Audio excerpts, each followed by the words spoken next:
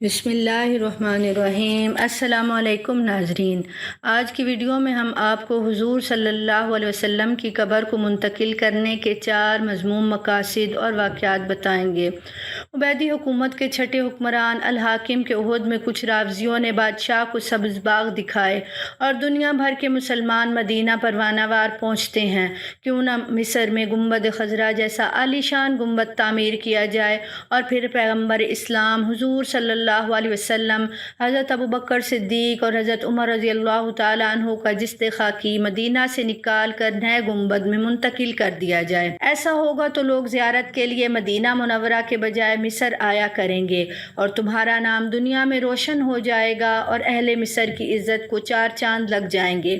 الحاکم مشیروں کی مکاری کے چکر میں آ گیا اور اس نے مصر میں ایک فقید المثال عمارت اور شاندار گنبد غیر معمولی دولت خرچ کر کے تعمیر کرایا۔ جب وہ گنبد عنکبوت یعنی مکڑی کا گنبد تعمیر ہو گیا تو اس نے اپنے ایک معتبر ساتھی ابو الفتوح کو ناپاک پروگرام نافذ کرنے کے لیے مدینہ منورہ بھیجا۔ مدینہ سے پیغمبر اسلام محمد مصطفیٰ صلی اللہ علیہ وسلم کے جسد مبارک کو مصر منتقل کرنے کا تذکرہ اس قدر کثرت سے کیا گیا کہ ہر بندہ بادشاہ کے مذموم مقاصد سے آگاہ ہو گیا۔ ابو الفتوح جب مدینہ منورہ پہنچا تو اس کی ملاقات عمائدین شہر سے ہوئی۔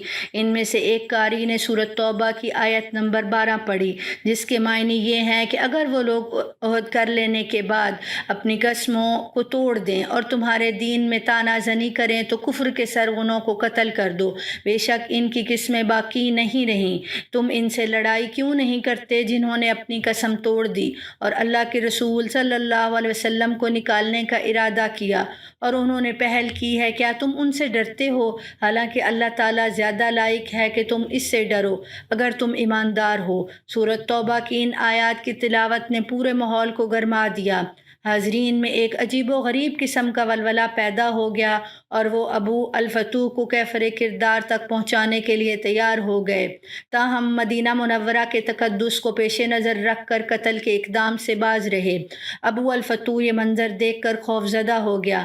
وہ کہنے لگا، اللہ کی قسم اگر میرا سر قلم کر دیا جائے تب بھی مجھے کوئی افسوس نہیں ہوگا، مگر میں قبر مبارک کی طرف برے ارادے سے ہاتھ تک نہیں اٹھاؤں گا۔ کہتے ہیں کہ اس رات ایسی تیز و تند آندھی آئی جس سے محسوس ہوتا تھا کہ کرۂ ارض اپنی جگہ سے ہٹ کر کہیں اور پہنچ گیا ہے۔ ابو الفتوح یہ منظر دیکھ کر کانپ اٹھا اور اس کے دل سے بادشاہ کے جبر کا خیال کافور ہو گیا اور اس نے صدقے دل سے اپنے ناپاک پروگرام سے توبہ کر لی اور خاموشی سے واپس مصر چلا گیا۔ قبر کی منتقلی کی دوسری کوشش کے بارے میں شیخ شمس الدین صوب رحمہ اللہ بیان کرتے ہیں کہ میرے ایک مخلص دوست جن کے امیر مدینہ سے گہرے تعلقات تھے، میرے پاس آئے اور کہنے لگے کہ حلب کے رافضیوں نے ایک جماعت امیر کے لیے قیمتی سامان اور اعلیٰ قسم کے تحائف لے کر پہنچی ہے۔ حلب کے رافضیوں نے حضرت ابوبکر اور حضرت عمر رضی اللہ تعالیٰ عنہ کے اجسام نکال کر انہیں لے جانے پر رضامند کر لیا ہے۔ امیر موصوف مذہبی بے حسی کے باعث ان کے چکر میں آ گیا اور انہیں قبر سے اجسام نکال کر لے جانے کی اجازت دے دی۔ شیخ شمس الدین کہتے ہیں کہ یہ سن کر میرے حواس اڑ گئے۔ میں ابھی اسی فکر میں بیٹھا ہوا تھا کہ امیر کا قاصد مجھے بلانے آ گیا۔ میں حاضر خدمت ہوا تو امیر نے حکم دیا کہ آج رات کچھ لوگ مسجد میں آئیں گے، تم ان کے لیے دروازہ کھول دینا اور ان کے کام میں مداخلت نہ کرنا۔ شیخ شمس الدین کہتے ہیں کہ میں بہت اچھا جناب کہہ کر واپس آ گیا، مگر میں سارا دن حجر مقدسہ کے پاس بیٹھا روتا رہا۔ ایک لمحے کے لیے بھی میرے آنسو نہ تھمے۔ کسی کو حقیقت حال کا نہیں پتہ تھا کہ میں کس حال سے گزر رہا ہوں۔ شیخ شمس الدین بتاتے ہیں کہ عشاء کی نماز سے فارغ ہو کر جب لوگ چلے گئے تو میں نے دروازے بند کر دیے۔ کچھ دیر بعد باب الاسلام جو میرے مدینہ کے گھر کے قریب تھا، اس طرف سے وہ لوگ آئے اور دروازہ کھٹکھٹایا۔ میں نے امیر مدینہ کے حکم کے مطابق دروازہ کھول دیا۔ وہ اندر آنا شروع ہو گئے۔ ان کی تعداد 40 تھی۔ وہ لوگ پھاوڑے، کدالیں، ٹوکریاں، کھودنے کا دیگر سامان اور روشنی کے لیے شمع ساتھ لے کر آئے تھے۔ شیخ شمس الدین بتاتے ہیں کہ میں حیرانی اور پریشانی کے عالم میں ایک طرف بیٹھا رونے اور سوچنے لگا کہ یا اللہ تو قیامت برپا کر دے تاکہ یہ بدنیت لوگ اپنے عمل سے باز رہیں۔ یہ لوگ مسجد نبوی صلی اللہ علیہ وسلم میں داخل ہو کر حجرہ مقدسہ کی طرف بڑھتے جا رہے تھے۔ ابھی منبر شریف تک پہنچے بھی نہ تھے کہ ساز و سامان سمیت سب زمین میں دھنس گئے۔ یہ واقعہ عثمان عفان کے توسیع مغربی ستون کی جگہ پیش آیا تھا۔ امیر مدینہ ان لوگوں کی واپسی کا انتظار کر رہا تھا، مگر زیادہ دیر گزر جانے پر اس نے مجھے طلب کیا اور مجھ سے پوچھا کہ کیا وہ لوگ تو نہیں آئے، تو میں نے کہا کہ وہ لوگ آئے تھے۔ امیر نے دریافت کیا تو پھر کیا ہوا؟ میں نے جو ماجرا دیکھا تھا لفظ بلفظ سنا دیا، مگر امیر مدینہ کے وہم و گمان میں بھی یہ بات نہ آ سکتی تھی کہ انہیں زمین نگل گئی ہوگی۔ امیر نے ذرا تند و تیز لہجے میں کہا، ہوش والی بات کرو۔ میں نے کہا، جناب آپ تشریف لے چلیں اور اپنی آنکھوں سے یہ منظر دیکھ لیں، ابھی دھنسنے کے کچھ آثار اور کپڑے وغیرہ نظر آ رہے ہیں۔ امیر نے مجھے سخت تنبیہ کی کہ اس واقعے سے کسی کو آگاہ نہ کرنا، ورنہ تمہاری گردن اڑا دی جائے گی۔ احمد ذکی پاشا المعروف شیخ العرب مجلل الحلال شمارہ نمبر 1920 جلد نمبر 27 میں ایک مضمون میں لکھتے ہیں کہ یہ واقعہ جمال الدین مطری اور جمال الدین اثنوی سے منقول ہے۔ احمد ذکی پاشا کا کہنا ہے کہ جن مورخوں نے نور الدین اور ان کے محسرین اور جانشینوں کے حالات قلم بند کیے ہیں، انہوں نے اس سنجیدہ واقعے کا کوئی بھی ذکر نہیں کیا، اس لیے ان کے خیال میں یہ واقعہ ایک بے بنیاد، جھوٹی اور من گھڑت داستان سے زیادہ کوئی وقت نہیں رکھتا۔ تاہم ابواب مدینہ کے مصنف علی حافظ لکھتے ہیں کہ میرے نزدیک یہ واقعہ تھوڑی بہت اہمیت ضرور رکھتا ہے۔ مدینہ منورہ ایک مشہور شاہراہ کا نام سقیف الرصاص ہے۔ یہ مسجد نبوی سے جنوب مغرب میں باب الاسلام کے قریب واقع ہے۔ سقیف الرصاص سیسے کا سائبان کہلاتا ہے۔ ایک اور مقام دار الضیافہ بھی مسجد نبوی کے شمال میں باب مجیدی کے قریب واقع ہے، اور اس میں ان کے جائے وقوع کو اچھی طرح سے پہچانتا ہوں۔ اگرچہ شہر کی سڑکوں کو وسعت دینے کی خاطر ان کو اب اس جگہ سے ہٹا دیا گیا ہے، لیکن مدینہ منورہ کے باشندوں کو یہ بات اچھی طرح سے معلوم ہے کہ سقیف الرصاص اس مقام کے لیے المعروف ہے جہاں حجرہ مطہرہ کے چاروں طرف بنائی گئی خندق میں سیسا ڈالا گیا تھا۔ دارالضیافہ وہی جگہ ہے جہاں سلطان نور الدین نے مدینہ کے باشندوں کو مدعو کیا تھا تاکہ مذکورہ دونوں مراکشی باشندوں کی شناخت ہو سکے۔ بعد میں یہ جگہ غریبوں کی آسائش کے لیے مختص کر دی گئی۔ احمد ذکی پاشا نے اپنے بیان میں مذکورہ حقائق کا تسلسل نظر انداز کر دیا ہے۔ یہ بات بعید از امکان نہیں ہے اس بات کو صیغہ راز میں رکھا گیا ہو، اور جن مورخین نے سلطان نور الدین کے حالات قلم بند کیے ہیں انہیں اس بارے میں کوئی علم نہ ہو سکا ہو۔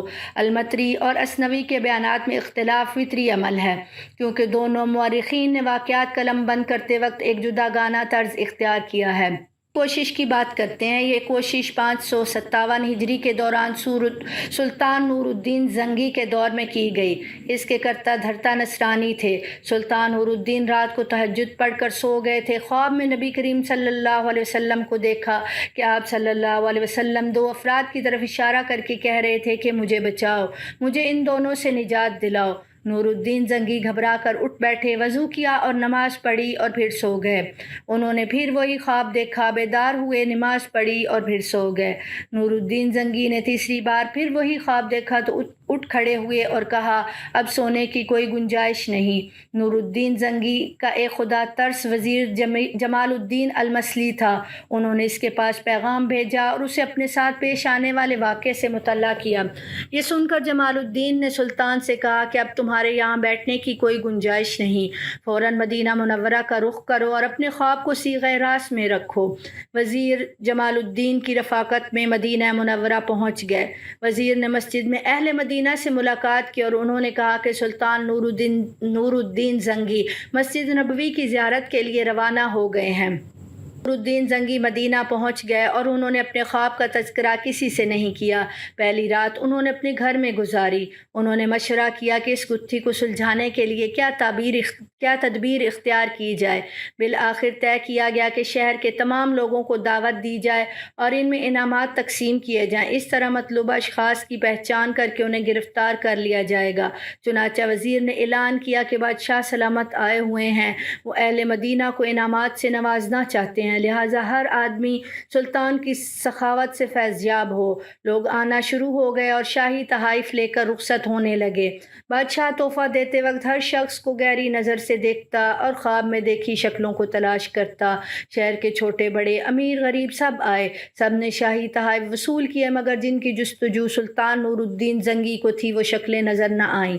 آخر میں سلطان نور الدین زنگی کے بار بار سوال کرنے پر لوگوں نے بتایا کہ بس مراکش کے 2 شہری بچے ہیں، ورنہ سب آ چکے ہیں۔ یہ لوگ کسی سے کچھ نہیں لیتے، یہ صالح لوگ ہیں، مالدار ہیں، صدقہ خیرات بہت زیادہ کرتے ہیں۔ یہ سن کر سلطان کا سینہ کشادہ ہو گیا اور انہوں نے کہا کہ ان دونوں کو بلایا جائے۔ سلطان نور الدین زنگی نے ان دونوں کو دیکھا تو وہ اسی شکل و صورت کے تھے جن کی شکلیں ان کے خواب میں آئی تھیں، اور حضور صلی اللہ علیہ وسلم نے ان سے نجات دلانے کا حکم دیا تھا۔ سلطان نور الدین زنگی نے انہیں دیکھتے ہی دریافت کیا کہ تم لوگ کہاں کے ہو؟ انہوں نے کہا کہ ہم مراکش سے تعلق رکھتے ہیں، یہاں حج پر آئے ہوئے ہیں اور رسول کریم صلی اللہ علیہ وسلم کے پڑوس میں رہ رہے ہیں کہ یہ ہمیں پسند ہے۔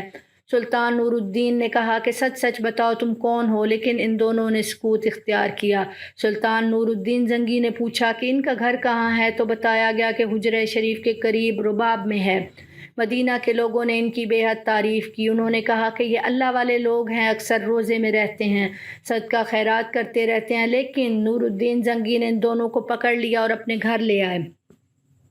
سلطان نور الدین زنگی بنفس نفیس ان کے گھر کا چکر لگاتے رہے تو اچانک انہیں گھر میں ایک چٹائی نظر آئی۔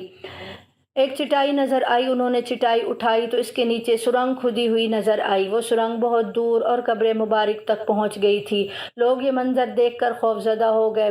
سلطان نور الدین زنگی نے ان دونوں سے کہا تم لوگ مجھے اپنی حقیقت بتاؤ۔ انہوں نے انہیں زود و کوب کیا، جس پر انہوں نے تسلیم کر لیا کہ وہ عیسائی ہیں اور انہیں عیسائیوں نے ہی حاجیوں کے قافلے میں شامل کر کے بھیجا تھا۔ انہوں نے کافی دولت بھی ساتھ دی تھی اور انہیں حکم دیا تھا کہ وہ نبی کریم صلی اللہ علیہ وسلم کا جسد اقدس چرا کر لائیں۔ دونوں رات کے وقت کھدائی کرتے اور مٹی تھیلیوں میں بھر کر دونوں جنت البقیع کی زیارت کے نام پر وہاں چھوڑ آتے۔ دونوں ایک طویل مدت تک اسی طرح قیام پذیر رہے اور پھر جب حجرہ مبارک کے قریب پہنچ گئے تو بجلی چمکی اور زبردست ارتعاش پیدا ہوا، ایسا لگا کہ پہاڑ اپنی جگہ سے اڑ جائے گا۔ سلطان نور الدین زنگی ان کی ایمان سوز باتیں سن کر غصے سے بھڑک اٹھے اور انہوں نے انہیں عبرتناک سزا دینے کا حکم جاری کیا۔ اسی کے ساتھ ساتھ سلطان نور الدین زنگی پر ایک عجیب رقت انگیز کیفیت طاری ہو گئی۔ انہیں یہ سوچ کر اپنے اوپر فخر محسوس ہونے لگا کہ اللہ نے انہیں اس عظیم الشان خدمت پر مامور کیا اور انہیں اس قابل سمجھا کہ وہ یہ کام سر انجام دیں۔